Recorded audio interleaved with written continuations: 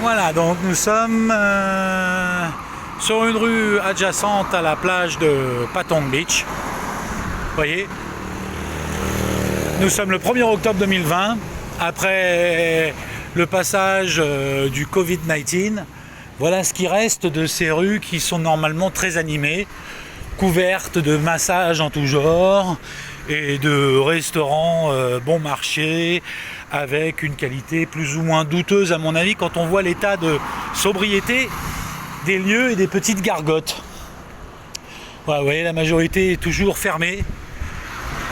Certains hôtels comme la Marie, le Marriott, la Nantara, qui sont des hôtels de milliardaires, ont réouvert juste depuis un mois seulement, puisque la réouverture était officielle et annoncée à partir du 1er septembre.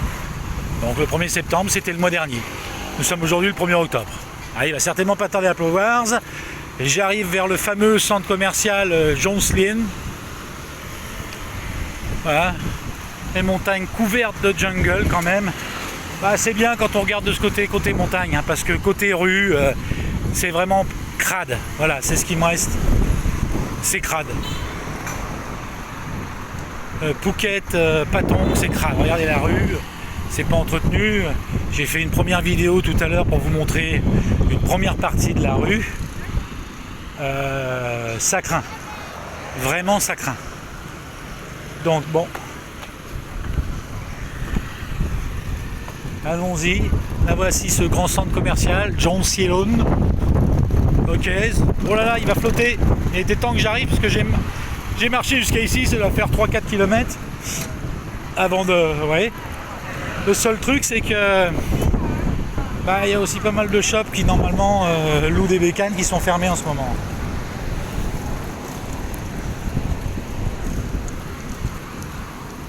Quelques survivants. Oh là oui, ça commence à souffler.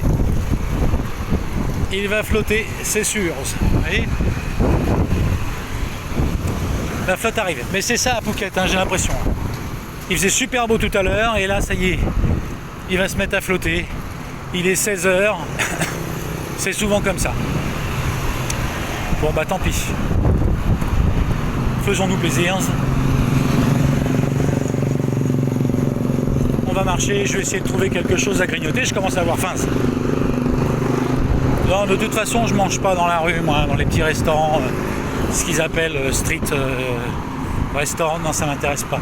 Je vais me trouver un petit resto. Je crois qu'il y a un petit restaurant italien là-bas. Vous voyez, le night market seafood est fermé. Normalement, pendant la nuit, vous avez plein de stands sympas avec du seafood, vous voyez, des langoustes, des grosses crevettes, des huîtres. On a tout, de la cigale des mers. Vous voyez tous ces shops aussi qui sont fermés là, tout du long. Là encore, c'est propre par rapport à ce qu'on vient de passer précédemment. Là, c'est encore c'est des shops, des petites boutiques qui ont l'air modernes à première vue. Voilà le marché là-bas de seafood qui est juste en face. Ah, ici, il faut rentrer masqué, cagoulé. Voilà, comme ça, vous l'aurez vu. Vous l'aurez vu.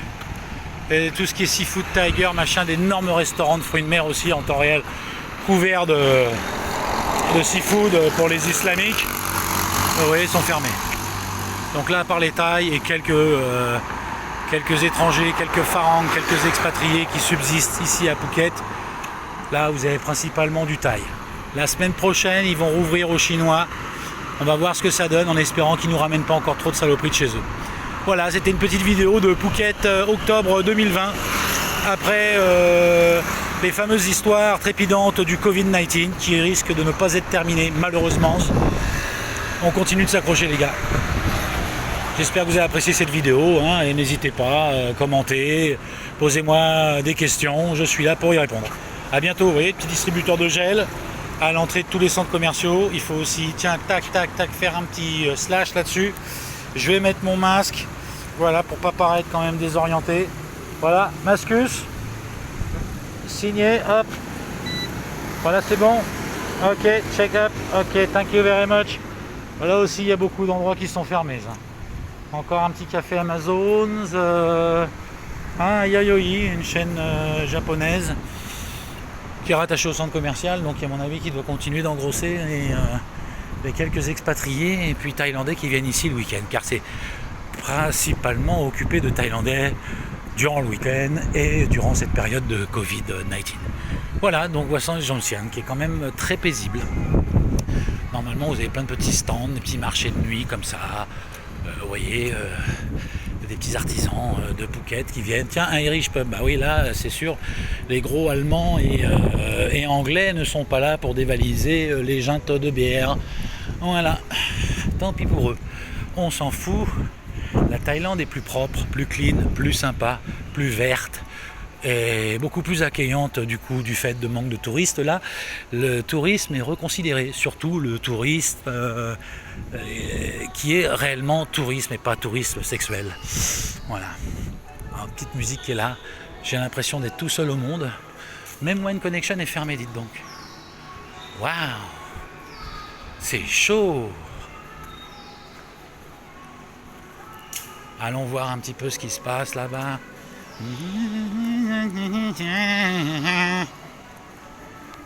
Waouh, amazing. Bon, ils en profitent, certains endroits profitent pour nettoyer, pour régénérer, vous voyez, pour relancer un peu ou pour rénover un petit peu leurs biens, parce que la majorité ont fermé. Certains ont laissé de bonnes affaires, certains ont laissé des affaires atomisées, complètement insalubres, dégueulasses, voilà, sans payer les derniers loyers, etc., comme des voleurs. Principalement des expatriés, mais des Arabes, des Indiens, voilà, enfin pas des personnes de bonne souche et de bonne famille non plus, parce que voilà, ils sont partis comme des voleurs. Voilà, petit aperçu. Phuket, Jomtien Island et ses aréas et ses alentours, en plein Covid. Quelques Ruskov encore qui continuent de squatter la Thaïlande comme d'habitude depuis plusieurs années. Donc eux ils sont habitués. Encore. Et voilà. Sympa. Hein, la musique ce soir. Je sais pas ce qu'il va y avoir.